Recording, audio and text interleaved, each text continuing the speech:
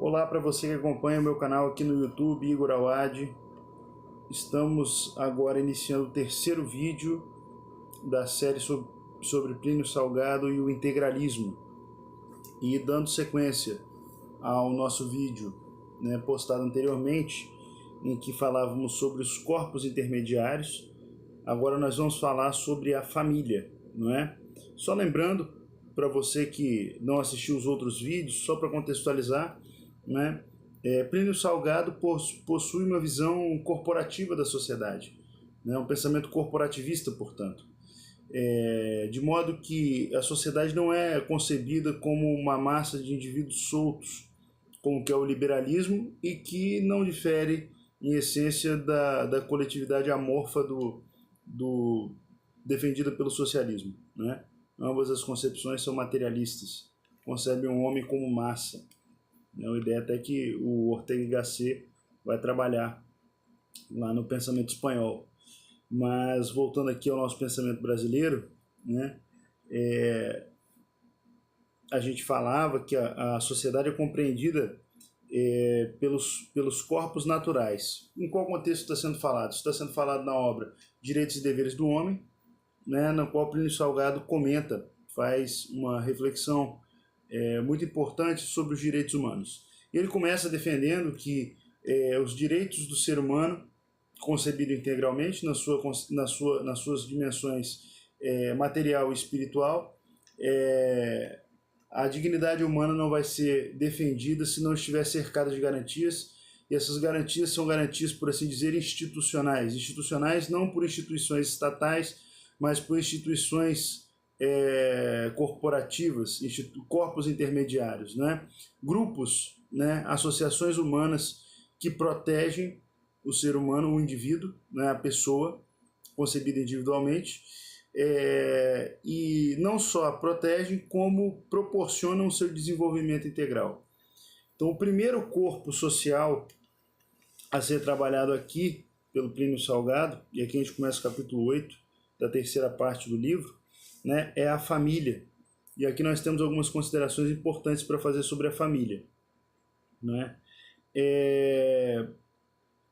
Eu vou lendo os trechos e vou comentando. Diz Plínio Salgado: primeiro grupo natural, a família, de certa forma, é um prolongamento do homem no tempo. Então, para Plínio Salgado, a família é a projeção do homem no tempo, de modo que você veio de seus ancestrais e você está preparando o caminho para o futuro, para aqueles que vão vir depois de você. Então, essa é uma projeção do homem no tempo, assim como a propriedade é uma projeção do homem no espaço. Segue Plínio Salgado. É a sua projeção no passado através dos seus ascendentes e a sua projeção no futuro através dos seus descendentes. Isso que a gente acabou de falar, não é? É a sua projeção atual na pequena sociedade doméstica, nos liames colaterais que lhe oferecem a imagem mais próxima de alianças de outra natureza, formadoras das estruturas da sociedade. Então é na família que tudo começa, Todo mundo nasce numa família compreendida aqui naturalmente como a união entre um homem e uma mulher, É a partir da união de um homem com uma mulher que nasce uma pessoa. Então é a primeira das sociedades, quer dizer, você já nasce, muito embora a pessoa considerada individualmente ela tenha uma dignidade própria, isso é importante frisar, mas ele já nasce dentro de uma família. E aqui, no tópico primeiro, ele faz uma reflexão sobre a família e o Estado. Aqui é muito importante o que ele vai dizer, que a família é o anteparo mais seguro da liberdade do homem em face do Estado ou dos grupos sociais que pretendam erigir-se em detrimento dos direitos humanos. Então veja, a primeira barreira, que algum agente violador dos direitos humanos vai encontrar é a família.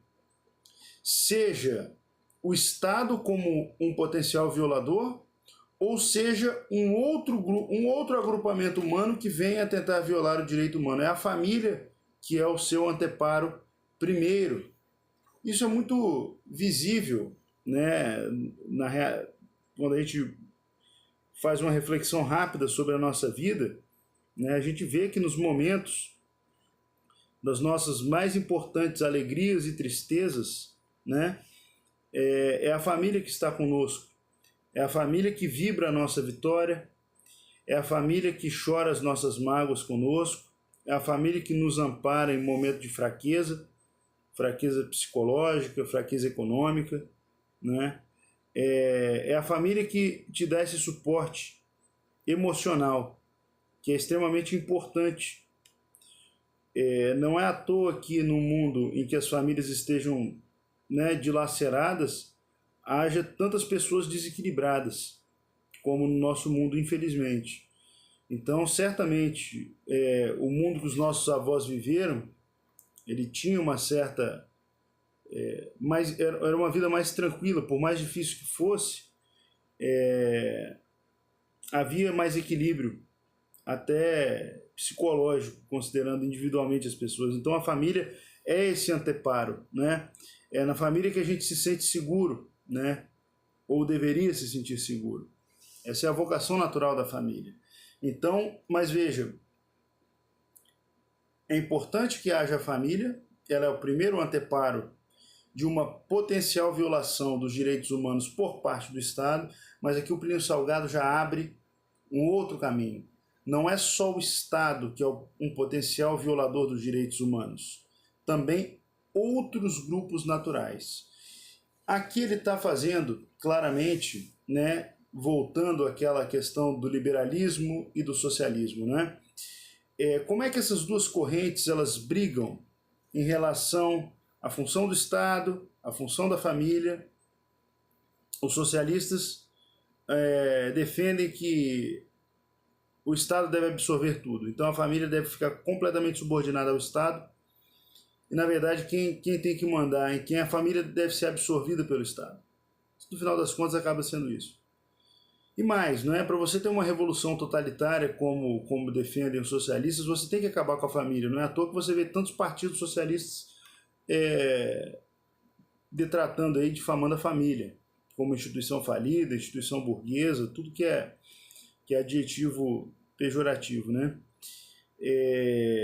Mas aí vem o liberalismo como bom moço, e esse é o perigo atual do Brasil, e fala, não, nós somos em defesa da família, o Estado não tem que se meter em certas coisas. Até aí nós concordamos com os liberais, né? Não, a família tem que ter prevalência, nós temos que nos basear no princípio da subsidiariedade.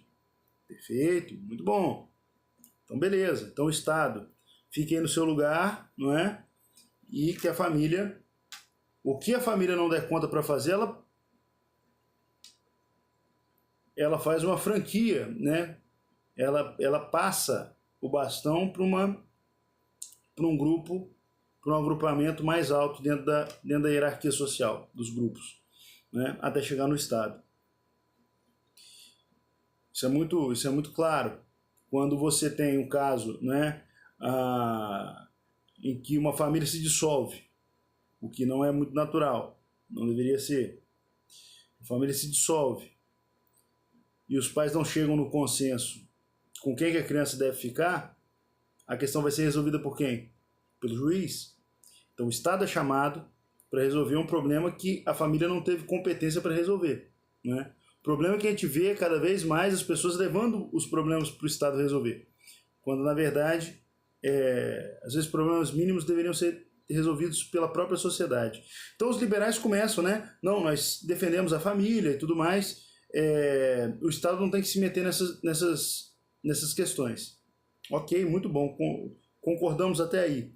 Só que o que o liberalismo faz é deixar a família completamente desamparada, na medida em que defende um discurso de Estado mínimo, de um Estado que não pode ter o mínimo de domínio sobre a realidade, o mínimo de poder para organizar as forças produtivas da nação, né, e dar a direção que muitas vezes precisa ser dada, né, ajeitar a casa. Quando o liberalismo amarra o Estado, deixa torna o Estado um Estado fraco, o que vai acontecer? As famílias ficam completamente vulneráveis a grupos econômicos gigantescos. Então, é preciso ter muito cuidado com esse tipo de discurso, porque não adianta a gente proteger a família em face do Estado e deixar a família completamente sem proteção em face de grupos econômicos, porque, afinal de contas, as pessoas da família precisam trabalhar. E se não tiverem o mínimo de garantias em termos jurídicos, a família vai ser tão oprimida quanto se tivesse oprimida pelo Estado. Então, o joguete do liberalismo e do socialismo está aí. O liberalismo defende, né, a redução do Estado, mas de uma maneira tal que as famílias ficam desamparadas em face desses agrupamentos econômicos gigantescos que chegam a ser antinaturais. E, por outro lado, os socialistas defendem que a família deve ser oprimida por uma entidade só, que é o Estado, uma entidade gigantesca também, que é o Estado. Então, aqui fica desmascarada a situação. Então, Plínio já fala que, bom, a família é o anteparo, né? É a proteção do ser humano, seja contra o Estado, seja contra outros agrupamentos outros que venham a colocar em risco os direitos humanos. E aqui ele tem uma fala muito bonita, dizendo que o Estado jamais vai conseguir suprir, né, o afeto que a família consegue dar para a pessoa, não é? Não é, às vezes, uma assistência do Estado que vai suprir o consolo que a família dá no momento de dificuldade para a pessoa. É claro que, às vezes, no momento de vulnerabilidade, o Estado dá o suporte para a pessoa, é algo extremamente importante. Mas só isso, só o apoio do Estado, não é suficiente. Porque o ser humano não é só matéria, o ser humano é afeto também. Então o ser humano precisa de carinho, precisa de amparo nesses momentos. Esse carinho, esse amparo afetivo, o Estado jamais vai conseguir dar. Jamais. Então o ser humano compreendido de maneira integral, ele precisa, sim, ter a dimensão econômica, a dimensão material atendida, mas também a dimensão espiritual. Também a dimensão espiritual.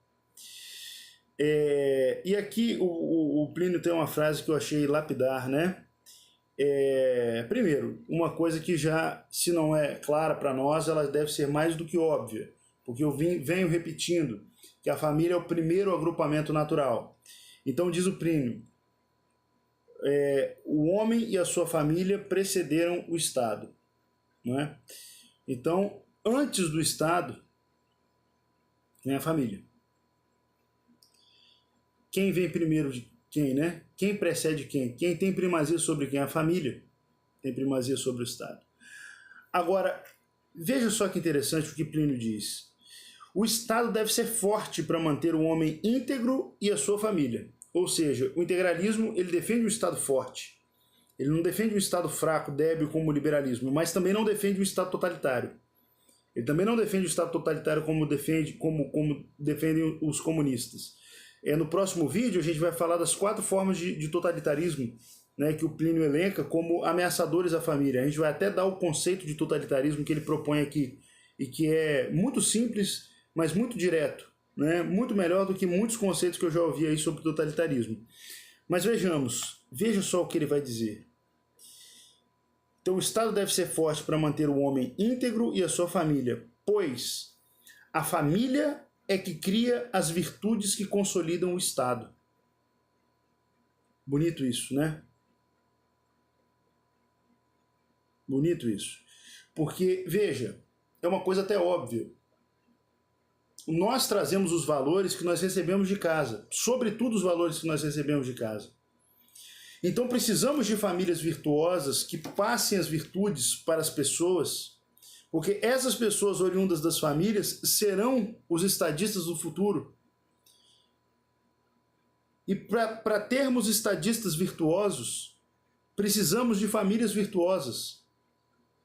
Então é dever do Estado proteger a família, até mesmo para se manter. Porque se o Estado não protege a família, as famílias não vão conseguir formar pessoas virtuosas e, por conseguinte, o Estado não vai ter homens virtuosos. É exatamente o que acontece no mundo hoje. Vejam para os nossos governantes, olhem para os nossos parlamentos. Eu digo, né, em todos os entes federativos, né? Mas olhem para o parlamento em geral. O que nós vemos ali?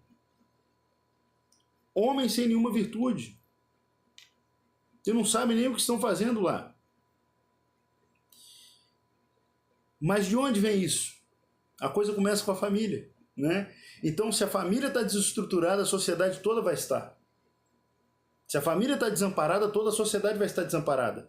Então, por não conseguir formar homens virtuosos, pelas famílias estarem, né, estraçalhadas como estão, nós não conseguimos formar pessoas virtuosas para serem grandes estadistas. Então, até para a própria sobrevivência do Estado, ele precisa proteger as famílias. Ele precisa proteger as famílias. Então, eu vou encerrar por aqui. Nós já passamos de 16 minutos, tá? Então, no próximo vídeo a gente continua ainda falando das famílias, da família enquanto instituição, né? Falaremos dos 4 totalitarismos e depois a gente segue com a propriedade, tá certo? A propriedade? A propriedade, ok? Gostou do vídeo? Clica, inscreva-se no canal, clica aí no curtir e ajuda a divulgar meu trabalho. Compartilhe o vídeo, não só o meu trabalho, mas ajude a divulgar o pensamento de Plínio Salgado, esse grande brasileiro que elaborou essa belíssima doutrina que tem muito a nos ensinar nos dias de hoje. Um abraço para você e até o próximo vídeo.